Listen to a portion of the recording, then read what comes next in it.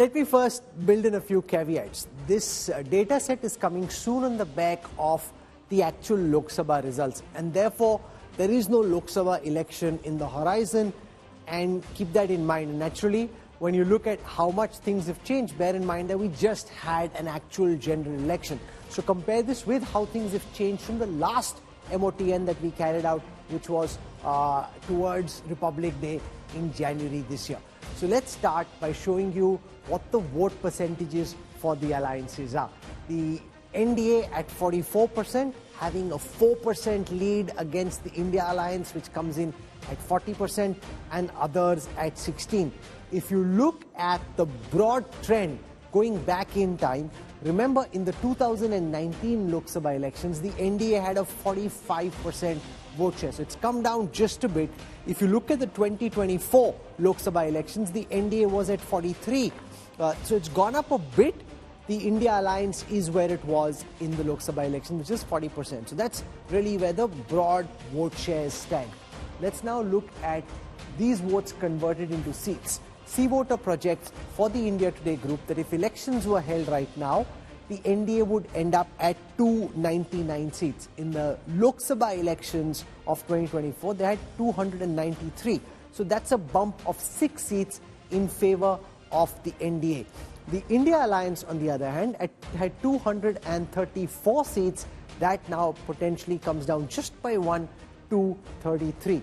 So not much changing as far as the macro big numbers are concerned, but that is also quite predictable and quite obvious, because how much can things change in a matter of a few weeks after a real Lok Sabha election? So broadly, the picture stays the same. The NDA gaining a little, the India Alliance roughly where it was. What we can do now is look at the party-wise breakup of this Mood in the Nation data.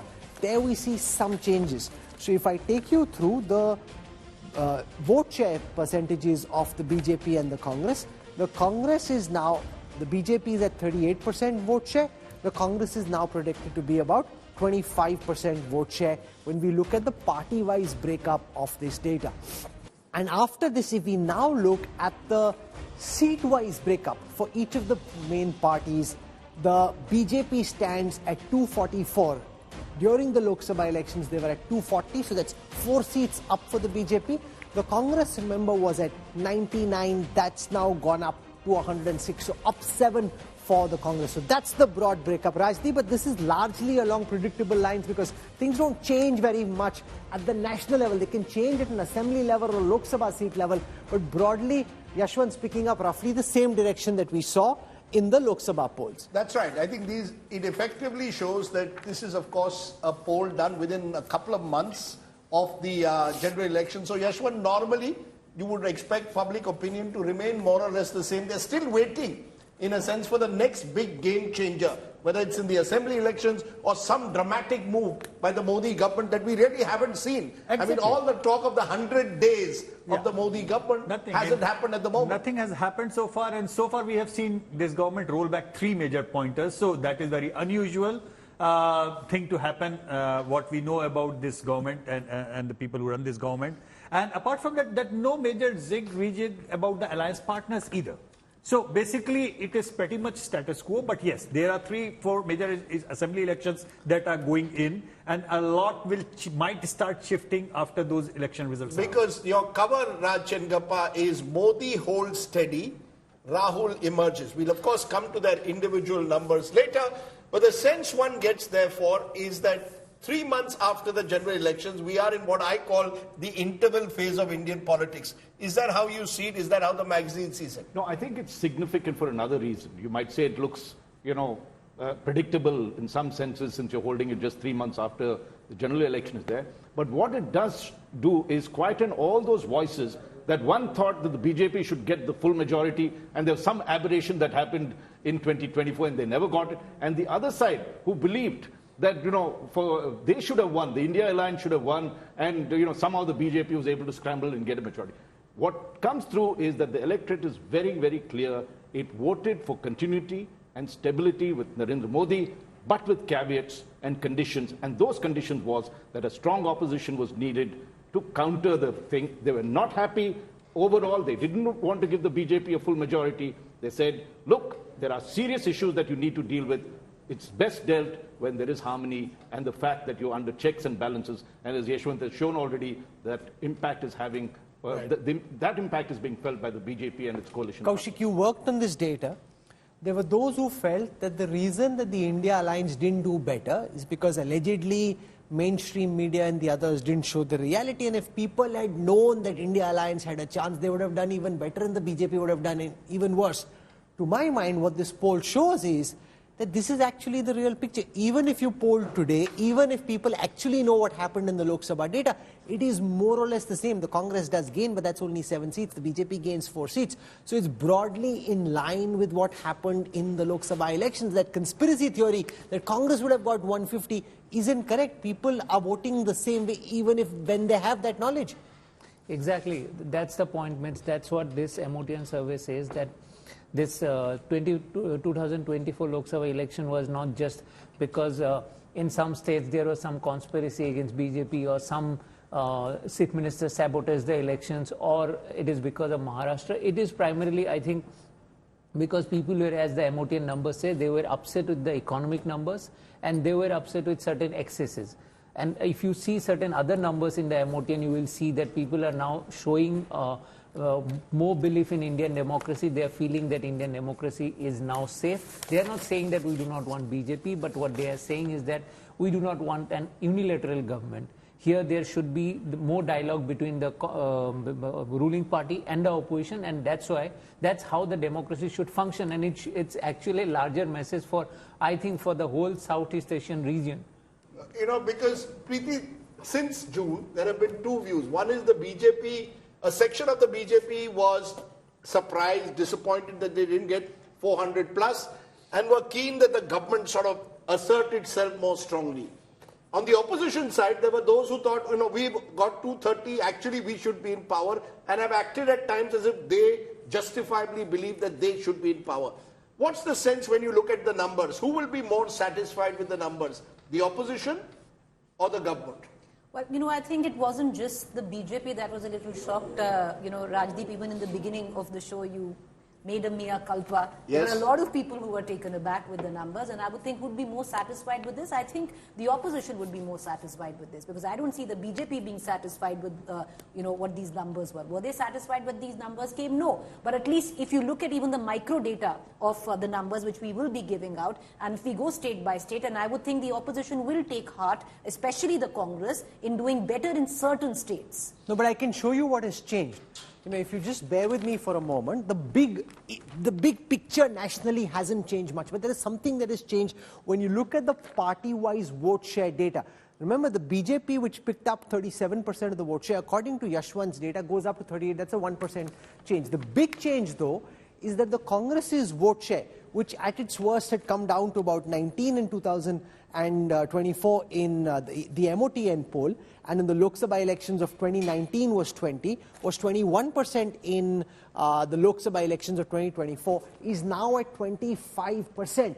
This is a big change. The Congress gaining 4%. See, 4% doesn't look like a big number really, but it's a massive number because this is across a national sample across the country. A 4% increase in the vote share is a big change, Raj. That's not a small change. The seats may have only gone up 7, but a 4% boost in national vote share is one of the biggest headlines from this Mood of the Nation poll. And I want to put a caveat. When we looked at the numbers of the Congress, even in the Lok Sabha 2004, in absolute terms, it appears only a small increase, 1.5 or 2%. But in the seats the Congress contested, they actually went up by as much as 7 and 8%. Remember, they contested 100 seats fewer this time compared to 2019. So actually the Congress has been on the rise, and this also reflects in your state-wise data. Haryana, the Congress, as per your data, is ahead. In Maharashtra, as per your data, the Congress is in pole position compared to the BJP. So the Congress is clearly on the upswing. But there are two ways of looking at it, right? It still isn't. No, one second. One is that you were so low down that you've now come up. The BJP is still here, so that is still the gap. No, sure. So you crashed from the crash, you've kind of bounced back. You haven't come back enough to be able to hit the BJP out of the park. You only come back into the fight. Rahul, look, compare yourself to MOTNs 12 or 18 months ago. If you look at particularly early 23, you were virtually writing off the Congress. There was a sense that the Congress would end up with less than 50 seats. There was an MOTN which showed the Congress at around 50, 60 seats, virtually in the same position at 2019. Suddenly they're almost double. They're over 100 seats. Once you reach that stage, so I think the big picture emerging is that the Congress is now finally back in contention. It's circulation. You call it circulation, call it contention, but I would slightly defer to the extent you've shown me 4 state assembly polls before your big picture. Out of the 4, and I'm ruling out Jammu and Kashmir as we said because your data is limited, in 2 of the 3, the Congress is ahead of the BJP. And both these states are which have BJP governments today. So if these numbers continue over the next 12, 24 months, you could have an India where Mr. Modi is still Neta number 1, BJP is still party number 1, but the Congress starts winning more and more state governments, and therefore you have a very different picture of India in a strange way. This 4% increase is Congress is getting from BJP or regional parties? No, so I can show that. Remember, that's a very good question that Sheila Bhatt asks because the BJP's vote share isn't slipping. See, let me take you through the historical data. This is Lok Sabha 2019. The Congress was at 20, the BJP was at 37. Even now, in this mood of the nation of 24, the BJP is at 38. They were at 37 in the Lok Sabha elections that happened earlier this year. So the BJP's vote share is holding strong. So then where is the Congress gaining? The others, which as an aggregate were at 42%. Remember, as this narrative spread of a Congress Mukt Bharat, etc., the others at one time went up to 58%. So from there, they've now come down to 37%. The Congress, which at its worst in the February MOTN of 2024 had come down to 19. From there, they've gone up 6% to 25. But remember, there is That's a huge leap, Rahul. That's one way of looking at it. The other thing is there's still a 13% gap, sir. No, there is still a 13% gap between the BJP and the Congress. No, that's why I said I BJP. just want to make Yeah, a please quick go ahead. point. Sorry. I think if you look at our cover, it says Rahul emerges. We're very cautious about that. The fact is, yes, it's a very significant percentage increase. And also, let's not forget what you mentioned. The gap is still very large. If you look at the ratio of the Congress seats versus the BJP seats, it is 1:2. The BJP is still at 244, the Congress is at 100. So this would be problematic, Raj, if the BJP was slipping. If the BJP from 37 had come down to 32, and that's how the Congress had gained 5%, alarm bells should have been ringing in the BJP. That's not the case. The BJP is still holding on. It is the third parties, all these separate parties have come down from 42 to 37. That's where the Congress is gained from. There are 2 ways you can interpret the data depending on your political affiliation. One is that the Congress is up from 19 to 25, 6% up, yay. The other is there is still a 13% gap between the BJP and the Congress. Ultimately, the BJP and the Congress, when they're in contest, there is still a big gap. So now... There is a third way also. Yes. Rahul. That is the purple one. Yeah. Because you see, please try to understand that within the India alliance, the larger alliance, Congress and these partner parties have a very classical relationship like in the Delhi Belly, I hate you like I love you kind of thing. Because these regional parties grew up on Congress. All right. Now Congress asserting back is something which is coming from the kitty of regional. The answer to your question, Sheila, is... Initially, they won't mind. Soon, once the Congress starts coming back, they'll push back naturally to survive. Exactly. So it's a and this number, by the way, when you will come on to the leadership question issue, you will see the same kind of thing. Because at one point of time, I remember after the Punjab election, Raj, you remember Arvind Kejriwal's national number were at striking distance of Rahul Gandhi. But look at the numbers now. Arvind Kejriwal is down. Mamta Banerjee is down. जो हमने बताया नहीं वो मत बताओ. That's not allowed. But the question is, Rajat Sethi, Rahul Kanwar is right. The BJP is holding its own nationally, 37, 38%, still 12%, double digit ahead of the Congress. The worry is that when you go into the state-wise data, where clearly a more competitive Congress is actually in some states, 2 of the 4 states about to go to the polls ahead of the BJP. How will the BJP see it? Because the next election, general elections are 5 years away. In the next 24 months, you're going to have about 8 to 9 state elections, very important. Does that change the map of India in some way? Does that show that the Modi era in some way may not work as effectively at the state level as it has at the national level. We saw it after 2019, first signs of slippages. Are we seeing a continuum of that? How should the BJP look at these numbers? I think Prime Minister in 2014, 2016, around that time, he used to talk about this team spirit within the BJP. But he had to do a lot of heavy lifting for successive years for a fairly long time. I think now the task is cut out for several regional leaders like a Fadnavis to go that extra mile, take the burden off the Prime Minister and do much more than what is seen so far. No, because between 2014 and 2019, the double engine seemed to work. Mr. Modi propelled, pushed up every state government. After 2019, you saw slowing down in the process. Are we seeing a further slowing down in the double engine concept where state leaders of the BJP, as you said, are going to have to start delivering? Oh yes, they have to. And see, BJP is also going through a massive churn. There is a leadership change where there will be a new president coming in. Who would that be? What kind of extra sort of experiences that he could bring to the kitty over there? And how does he energize the entire cadre base of the BJP? How does he change the communication strategy? How does he again pit itself as the David, as the one ki jhola uthayenge aur chal denge? That spirit, that is what BJP and Prime Minister Modi has consistently backed upon. No, but that's a big point that you make.